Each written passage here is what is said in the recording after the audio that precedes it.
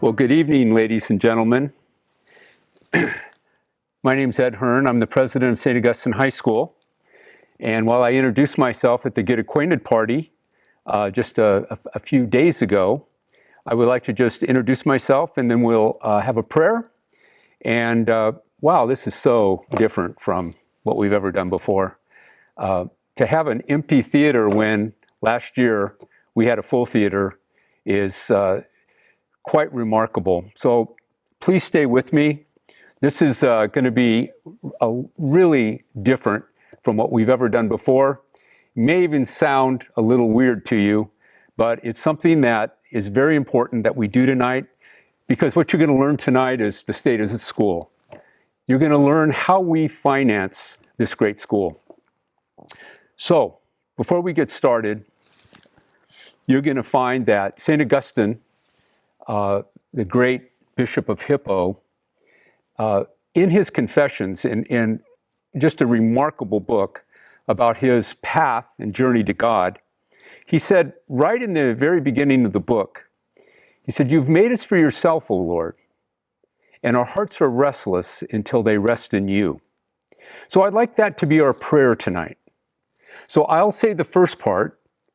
Well, actually, I'll say both parts, since you're not here, and we need to kind of go through this. But say the second part with me, and then I'm going to say St. Augustine, and then we'll all say, "Pray for us."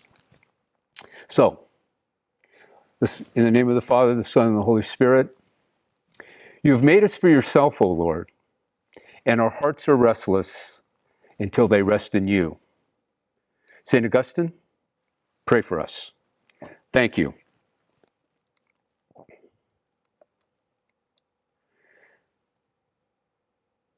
My first slide that I'd like to share with you is a photo of a statue that's out in front of St. Augustine Commons.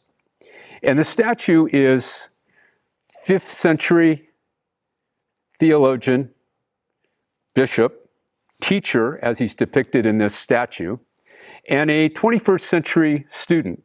In fact, if you've seen this on campus, you'll note that the STA is actually on his chest of the student.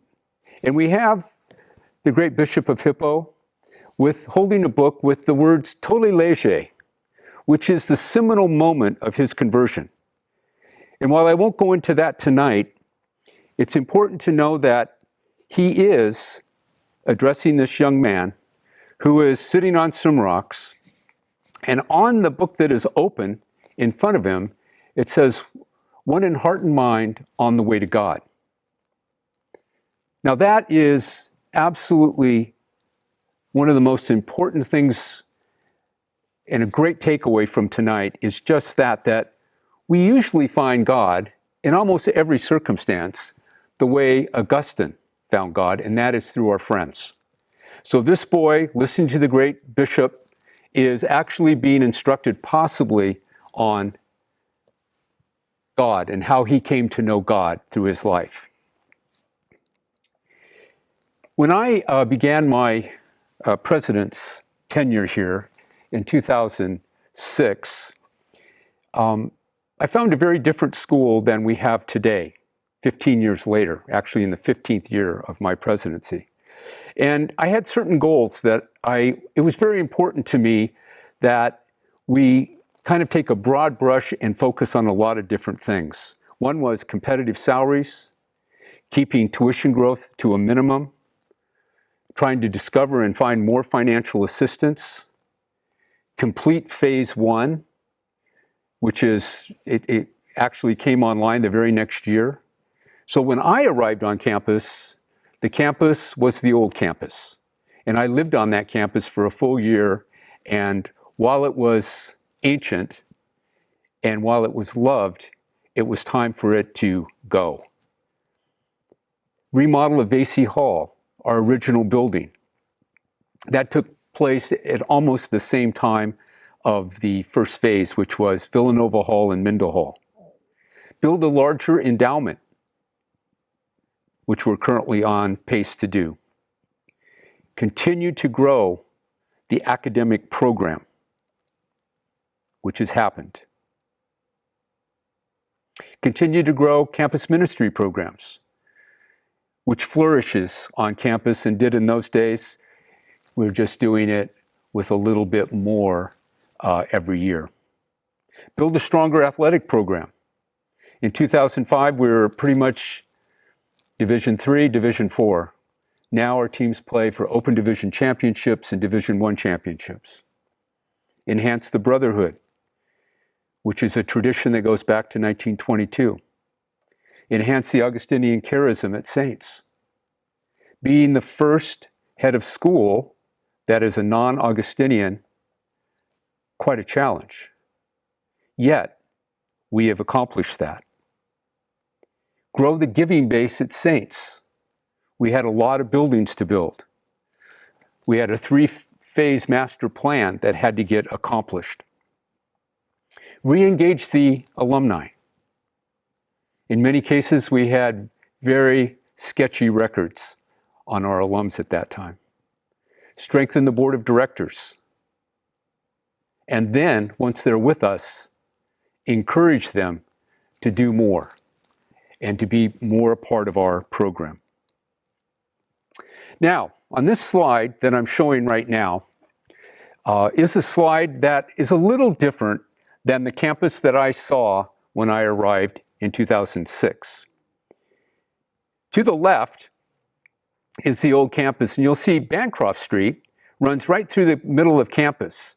Now that happened in the 90s, where that was taken out. But when you look at that photograph, that is essentially the photograph that I saw when I arrived for my interview in 2005. To the right is, in color, is our campus as it is today. And while it's still not technically finished, 99% of the campus is finished. And as you can see, it is quite different. So, my first actual appearance on campus was on June 2nd, 2006. I was not yet the president of the school. That would happen on July 1st, 2006. But I came over. I had been principal at Brophy College Preparatory Jesuit School in Phoenix, Arizona for 10 years. I flew over for this event, and it was quite an event as I look back on it. While I didn't know hardly anyone on campus, I was impressed with the passion that people had that day for the school. And true to Saints, I met 1 million people that day. The hospitality was incredible. Very impressive. So we built, my first year, we built Villanova and Mendel Halls, and we took ownership of those, received the keys, September 2007. This is one of the classrooms. The teacher is a longtime teacher here at Saints, Tom Goodall, much loved by his students, and a phenomenal English teacher. And as you can see, in this classroom, if you've been through our classrooms, every classroom is kind of the same color, same carpet, same technology, those kinds of things. It was a really big deal to move into those buildings in September 2007.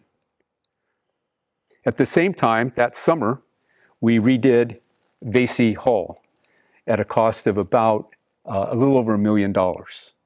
And a little funny story, when I got the job, Father Keller was the outgoing president. And he put his arm around me one day, and he said, Ed, I want to tell you something. We figured out how to do phase one, Villanova Hall and Mendel Hall. But what we haven't figured out is how to do Vasey Hall. We don't have an architect, we don't have a builder, and we don't have the money. So that's going to be your top priority in trying to figure out how Vasey Hall is to be done. And by the way, phase one doesn't work if Vasey Hall is not reconfigured. So it has to happen. Being new to San Diego, not knowing anyone, I thought, okay, quite a challenge. Well, we were able that very first year to capitalize on a program that Father Keller started the year before, a program called the Parent Pledge Program. And so what we did is, just like tonight, Well, a little differently. We were in the old gym. Well, this was the old gym. Now it's the new theater. In this area, we told the freshman parents what we needed to do. And we were spending a lot of money, and our school was not used to any kind of capital campaign, anything like that. Well, that night we launched really specifically the Parent Pledge Program, which I'll talk about a little bit later tonight. And it was very successful, and we were able to actually pay this off in 3 years. So I was just gave me a lot of hope. And then April 2012, we decided that we needed the old grass field that always looked terrible. We needed field turf on it and a all-weather track. And this has been how we've kind of rolled for the last 8 years, which has really beautified the campus quite a bit and made it a lot safer for our athletes. St. Augustine Commons groundbreaking took place in October 2015. And this is the large building that you see in the middle of campus. And it was fundamental to how our school was going to be developed thereafter. It's a very expensive project. And we were able to raise nearly just under $11 million. We financed the rest. And with the financing that we received with Phase 1, Villanova and Mendenhall, St. Augustine Commons, we are in debt of about $21 million, and we have an interest rate of 3.58% over a 30-year length of time. So we felt very good about that. So this was a big day as well. Our mayor was here, gave a great speech. Our chairman of the board, Rob Leach, gave a beautiful speech. We had all the students out on this little field that was going to become St. Augustine Commons, and we got started, and it was everyone was very excited about it, of course. Here is St. Augustine Commons built, and another photograph of that statue that I was talking about a little earlier. And most of you have seen it at open house and that sort of thing, but it has really been a phenomenal community building center for the school. In fact, I don't even know how we would go about our business anymore without that building. You can see the court 64, in the John Sanders Gymnasium. And these are dance lessons that your sons will be participating in shortly, hopefully, once we're back in school, in-person learning. Which is just a long tradition. This next slide is the east view of Doherty Gymnasium, which we're in right now. In fact, I'm at the west end of the gymnasium on the stage. And so if you were here tonight, you would be sitting at the east end, and I would be looking towards you. You can see it was old, it was small, and it was lovely.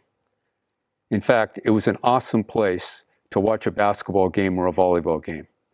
I can still remember the very last game played when we beat Foothill Christian in just the most unbelievable crowd I've ever seen. The crowd was lined up all the way past 33rd Street, 4 or 5 deep. Most of the people didn't get in, but the people that did get in saw one of the great Saints victories of all time. It was really fun. This is another shot of the gymnasium, and you can see wrestling practice carpet is out there, mat, and you can see all the league championships in our cozy little gym. All the way down on the right side, you'll see the word pit. And we have a beautiful pit in the new gymnasium. It's that in section that's on the east side. That's where the students sit, and that's where, well, excuse me, raise a lot of hell during the basketball games. Our school, we're a little school, and many people maybe and might overlook the strength of who we are. But I want to tell you that more schools call St. Augustine High School asking for help than you could ever imagine. It's really, this is just a list of schools in the last 5 years that have either been on campus, phoned me about some aspect of their school that they needed help with, or phoned Jim Hearn. And you can see that we're kind of a center of Catholic education and how to do things the right way and the proper way. Well, since 2006, we've made a lot of progress in the last 14 years. We've become a leader in Catholic and boys' education beyond San Diego.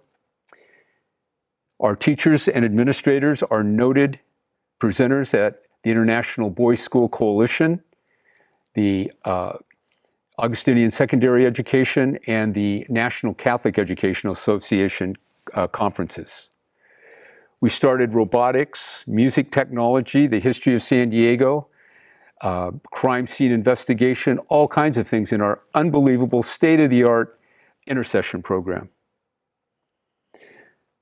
We've designed, our college counselors have designed the first college handbook for students and parents, and it's considered the most comprehensive in San Diego. Our faculty are immersed and involved in the International Boys' School Coalition Action research programs. We now host, in our new gymnasium, we now host CIF volleyball and CIF wrestling. It's hosted by St. Augustine High School for the CIF. Now, this is where I'm going to depart just for a second, because I need to impress upon your family the really important initiative that is currently underway at the school, and that is building our endowment fund. As you can see, started in 2011, when our endowment fund was just about a little over $2.5 million, and you can see its growth through the years. And in July of 2020, just a few months ago, we were resting at 7.7. And I want to explain what an endowment fund is. When benefactors put their hard-earned money into the endowment fund, it never comes out. In fact, legally, you can't take it out. It is protected money in perpetuity. So, what this can do for the school is, it becomes a very powerful thing because it creates a new income stream for the school. Our endowment is specifically set up to spin off residuals to financial aid. 53% of our boys are currently on financial assistance. It's expensive to the school, and we are really working hard to develop our endowment fund so that more and more of this money doesn't come from operations of the school, but comes from this endowment fund. We have a goal. We're coming up on our 100th anniversary, so we're in our 98th year right now, and our goal is to get to $10 million by our 100-year celebration, which is 2022-2023. Essentially, what we have to do is raise about a little over $1 million each year for the endowment fund, and we'll get there. We have a long-term goal, however, and the long-term goal is by the year 2038 to have an endowment fund of $40 million. Now, while I'm in my 49th year of education and I'm 70 years of age, I might not be here when we get to that $40 million number. However, I might be. Not that it's going to take that long, but because of the generosity of this great community. $10 million will spin off in perpetuity $500,000 a year. Forever. If we get to $40 million in 2038, that's $2 million a year that's coming from this fund that just comes every year and augments financial assistance. Now, why is financial assistance important at our school? We could become just an elitist school. Hey, this is the tuition. This is what you got to pay. If you can't pay it, too bad. That's just the way it is. But we're an Augustinian school, and we have a very strong mission of including boys, young boys, from every strata of our society. So we have what I think in the 60s they would call it a magnet school in public education. We are a magnet because boys of all persuasions can find their home here at this school. And why that's really good is that we are a composite of San Diego. If you look at our numbers, ethnic numbers, socioeconomic numbers, we mirror San Diego. That's really important to the Augustinians. It's very important to our board of directors. It's very important to me and our faculty and the rest of the administration. And I know it's important to those boys who are receiving financial assistance so that they can be at this school. So this last year, we raised a little over $2 million, $2.2 million. Small school. It's a pretty good number to be raised. How does it kind of fall out? Well, the Parent Pledge Program, which we'll get to about you in just a second, raises about, we get pledged about $250,000 or more every year. Our annual appeal brings in about $200,000 a year. Taste of Saints, which is a party we had to cancel this year, it's held in May. You'll want to come to this party. That raises at least $100,000 every year. And then we have what we call leadership gifts, which are alums, friends of the school, who give gifts in excess of $25,000, all the way up to $500,000 in some cases. In that, and I'm going to bring this up because we also receive plan gifts, funds coming from trusts or a will, so that when someone dies, it could be a grandma or a grandfather, just a small part comes to the school. Last year, over $1 million came to St. Augustine High School through planned gifts. So, this is how this works. And you're going to probably get really sick and tired of me, but I will pester you for an awful long time, starting in just probably about a week. So what you're going to be receiving in the mail is a little brochure talking about the Parent Pledge Program. Please read the brochure and be ready when I call, because I will be phoning every family for your involvement. And I believe everyone can be involved.